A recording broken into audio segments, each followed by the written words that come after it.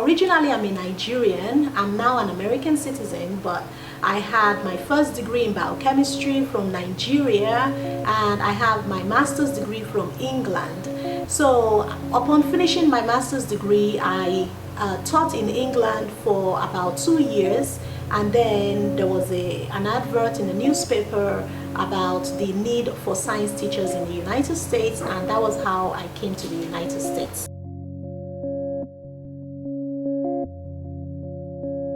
There are some differences. I wouldn't call them significant, but there are some key differences between teaching here in the United States and teaching in England. A key difference as a science teacher is when you teach in England, you have a lab technician assigned to the department. So teachers are not involved with setting up the equipment, setting up the labs. Their job is to come in, teach, do lab demonstrations, because the lab has pretty much been set up by qualified, certified lab technicians and even lab technologists. And that makes teaching in England a lot easier and fun, because you get to do many more labs, many more activities. And I think that's a key difference between teaching in England and the United States.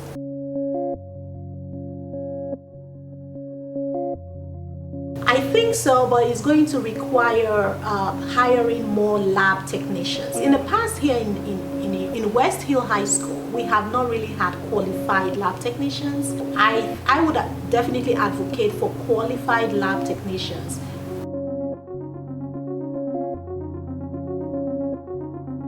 Well, as a child in Nigeria, we don't have high school split into we don't have secondary school split into high school and middle school. That's another key difference. Nigeria is very much modeled after the British system, where in England you have secondary schools and it's from grade 6 through 12.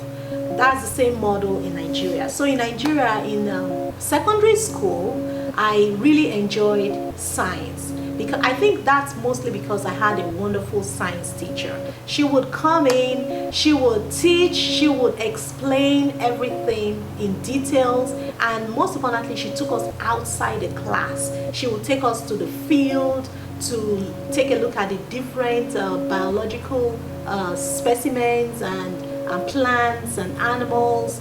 We did a lot of activities outside. For example, in ecology, we did labs outside the classroom. So it was fun, and I really started to like it, and I did very well in it.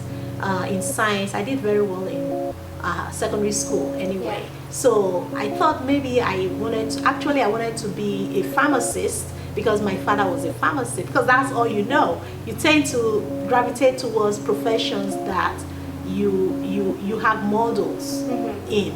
So, and of course, in order to be a pharmacist, you needed to know science, chemistry, biology, physics. I pursued science when I went to university. I read biochemistry, but I really enjoy working with young people, because even I come from a very large family. So I enjoyed helping my younger ones, teaching them. So I thought, okay, maybe this is an area I should pursue further.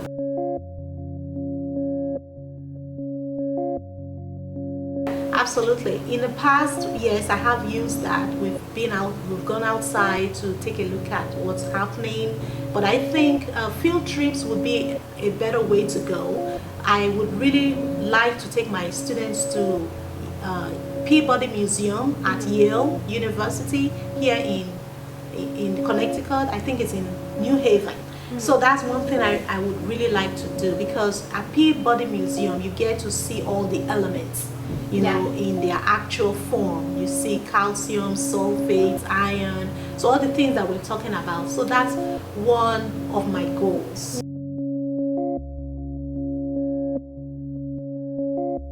I think when I was in England and we taught a particular experiment of how metals react with acids, I think that was really fun, because the students really enjoyed it.